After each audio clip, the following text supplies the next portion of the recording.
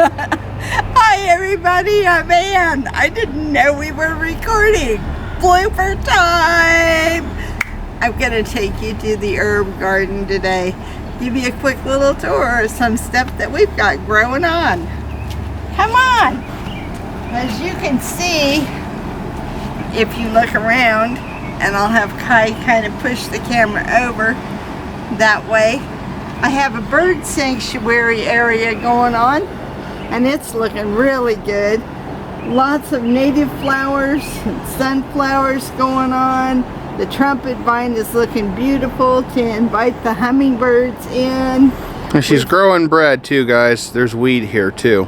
And we've got nesting houses and boxes and little bird houses all on the other side of that trellis area, so the birdies can do their thing if they're wanting to have babies.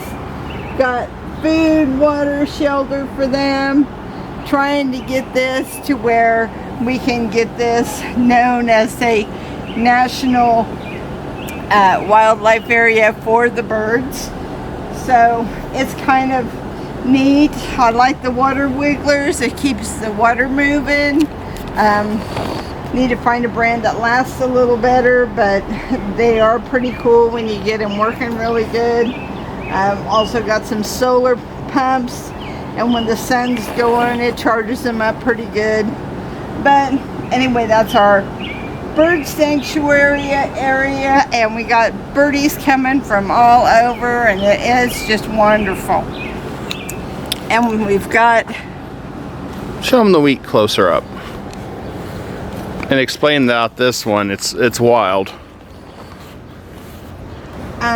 There's some wheat going on in here, and then also some bunny tail weeds and stuff, and those are actually natural habitats for your birds. They like this kind of stuff, and that's why I didn't pull it. And then I've also got some berry plants in here growing. If you get too close, they will stick you though. It's the only thing. And of course the bachelor buttons, they will reseed themselves from year to year, so wherever you plant them, when the seeds fall, if you haven't pulled those off yourself, you're going to have more again next year. But we've got lots of little flowers blooming in between. Got some petunias in here. Got our sage plant that we moved, and I think it may bloom again. Got another one going on. Got some plants over here growing up a trellis, some moonflower and some morning glory and some cardinal flower. They're not in bloom yet, but they're still growing up the vine. You can see there's a few buds here, so they're getting ready to start. So it's just making a really happy June time of year. Makes my birthday month special. So I just love it when all the flowers are in bloom. And of course we've got a little table here with some more flowers. And I usually have a little bowl here of peanuts for the blue jays to come and take a snack and fly off with. But they've kind of cleaned it out for today. And of course we've got hummingbird nectar here too. But once again, with the hummingbirds, plant more native flowers because they really need that more than anything. All of your birds and wildlife need the native flowers. So don't forget about that. They're drought tolerant, and you know, they are beautiful. So keep that in mind. Also got some hibiscus going over here. You can do a lot with that. Some people make teas and stuff out of it. Got roses growing over here. Some people use the rose petals and do different things with that. You can make all kinds of sachets and stuff and potpourri out of it. The rose is Sharon. Once it's in bloom, it attracts a lot of different butterflies and also hummingbirds. And the sunflowers, if you do note the way they turn their little faces towards the sun. So they might be growing one direction, and then all of a sudden you'll see them rotate When they start out flat, and then they just turn. So they turn towards that sun. Got a couple of them over there in full bloom, and they look just beautiful. So, and that's one of the things from feeding the birds. You know, they kind of plant themselves, and the birds help that along too. But I also do plant sunflower seeds. So the question I will have for you, can anyone do this? Anyone can do this to their yard and make it beautiful, and it's relaxing. You come out in the morning early and have your cup of coffee or glass of tea and just sit and watch the birds come and have a snack. It's very peaceful, it's very relaxing.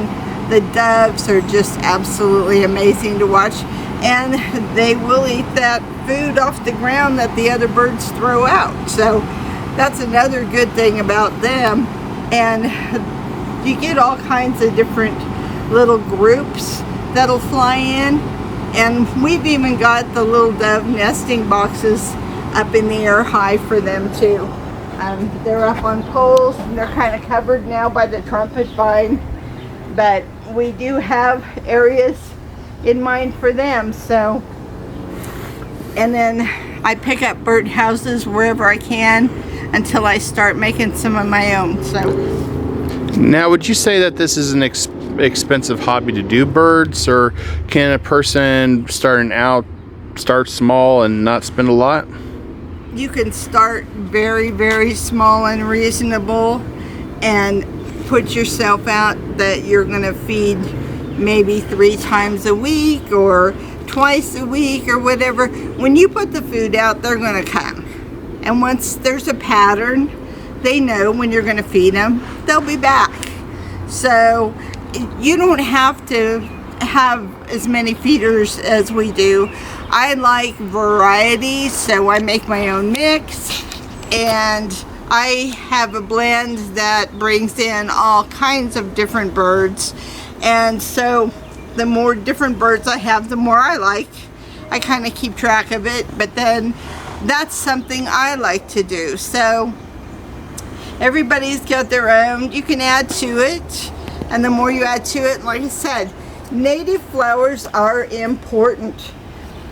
And some people don't care for the honeysuckle or the trumpet vine because they think it's too evasive because of the way it grows. But if you watch it, you can cut it back and you can watch where it's sprouting up. It's just kind of like some of your berry plants. They're going to pop up just about anywhere, and you need to keep track of that and pull it if you don't want it there, and get it out of your way.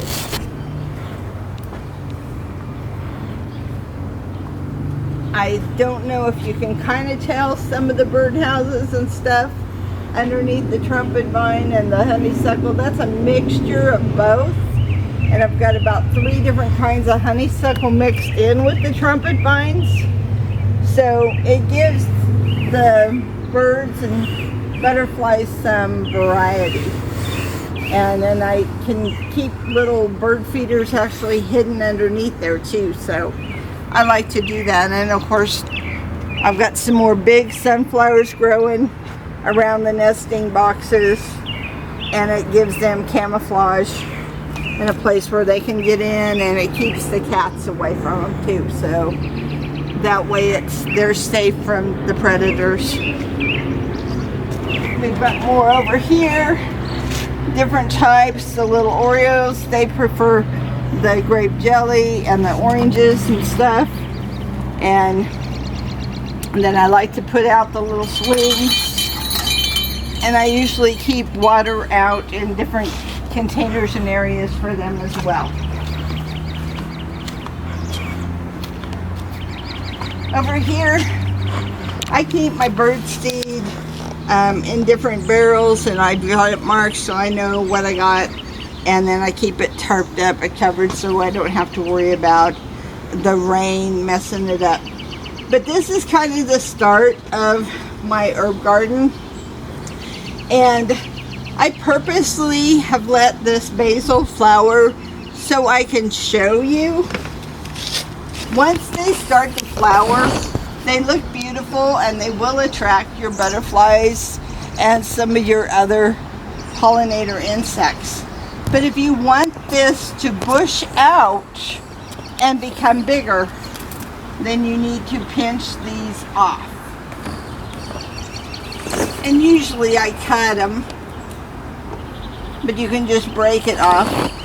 And basil, like just about any of your other herbs, the more you harvest, the more you're going to keep getting. So you want to keep that in mind. This is another type of basil here. I've got the purple basil going on here. I've got another herb going here. I've got some anise hyssop planted here. It's just starting to grow on me. Got some more stuff here. All kinds of different herbs going on. I've got a lot of mint. And I try to keep a lot of stuff that's also going to help attract the ladybugs. And of course your dill. Dill can be a trap crop, and it's good to use in the garden around other vegetables and stuff because other bugs are going to attack it first. So I like to keep a lot of different type of dill going on. I've got some fennel going on here, and by just some weird coincidence, I had some grow dirt in some bags from last winter. I mixed it all together, and now I've got some cucumbers growing in here, so I'm going to let them go, see what I get. But these are all different herbs that I've got growing here. Here's some lavender. Here's some rosemary, some more oregano. That's another different type of oregano. We got a pineapple sage there, some stevia, some more mint. The thing about your mint that you want to remember, if you put these in a stacker, they will take over that whole tier of your stacker. They are not going to stay in just the pocket that you put it on, because the root system is very, very thick and it runs wild. So if you want it contained, you need to keep it in a container that you know it's going to do well in. I've got some tomato plants growing down here. I've got some comfrey going on. A lot of people don't even know what that is. This here is some of my lemon plant. I think I've got marjoram in here too. More tomatoes all along here, different types. Got some flowers that I want to get planted yet. Got some citronella that I'm getting ready to plant. There's some basil. Planted some more rose moss, and of course I put some more hanging baskets up there. I'm going to be putting more herbs in those. And if we turn over this way, we've got lemongrass growing and some tomato plants and another herb there and some more basil. And like I said, it's got flowers on it too that I can pinch off. This over here is your cilantro, and I am purposely letting this flower and go to seed because I want the seeds off of it. That's also where your coriander comes from. When it goes to seed, that's what makes your coriander. So what I do is I start some and then I session start more. So I've got new stuff coming up, so that way I can keep going with it. I've got some different thyme in here, some golden thyme and another type.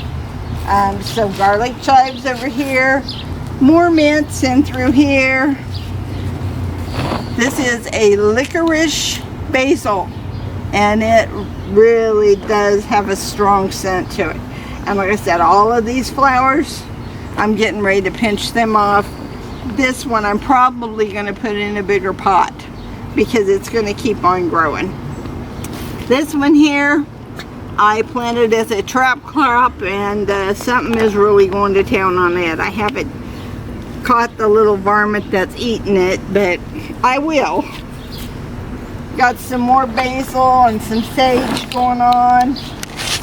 Just planted some, I can't remember for sure, I think it was some more basil in these little rubber boots. These little rubber shoes that you can buy at dollar stores or, you know, Goodwill, garage sales or anything like that. Drill holes in the bottom of, they make great planters. That make sure you drill holes because they are going to hold the water if you don't. So there's some more lavender there. My lavender is very slow growing for some reason, but like I said, this is all different herbs. And what's great is when you come out here, you want to make spaghetti sauce, bring your little basket, you come and cut 2 or 3 kinds of basil and some thyme and some oregano and some garlic chives, and I've got other chives growing on over there. So how do you combat the heat? I have a wire going here, and once it starts getting a little past 90 to where it's going to stay hot, then I will clip shade cloth to that and put some poles in the bottom planters to stake in and make like a little shade cloth tent, and I'll do the same on both sides. That side won't be as hot as this side. This side does get a lot more sun. So, but that shade cloth, that is a blessing in disguise. It saves your plants. So if you haven't used the shade cloth, make sure you get some. It's easy to put up. We'll be doing a video later on showing you snippets of when my husband and I put up shade cloth, and I will tell you about how we did it, what size bolts we used, down to the wiring, the crimps, and the whole 9 yards, so that way it's easier for you and you can do it yourself, or you can come up with your own system too. So, but I definitely recommend it. It was 90 today. These plants are needing a little bit of water, so tomorrow's water day. We have to follow the watering things, you know, with the drought going on. We also utilize our rain barrels, so that's a blessing in disguise because they're full, and so I'm able to use my watering pump and come out here and give them a drink that way too. So got some more fennel over here, some more tomatoes that are looking really good. And it's just to show people that you can grow tomatoes in pots and in small containers. I've got a small tomato plant up here. It's got a lot of tomatoes on it. And like I said, the plants all need a good drink tomorrow. So this is some lovage going on in through here, I believe. Yeah. Marshmallow in here. So got a little bit of everything. Should be able to make about any kind of thing I want when I'm cooking in the kitchen. So, but herbs are easy to grow, and they are so much fun to have going on. And later on I'll show you a quick video on how you can grow several different herbs together in one 2-foot container and have your own little kitchen garden right close to your door. It'll also keep the insects away. So that's the tour of my herb garden, and I hope you enjoyed it. And we hope you like, share, and subscribe. Tell your friends about us. We love you.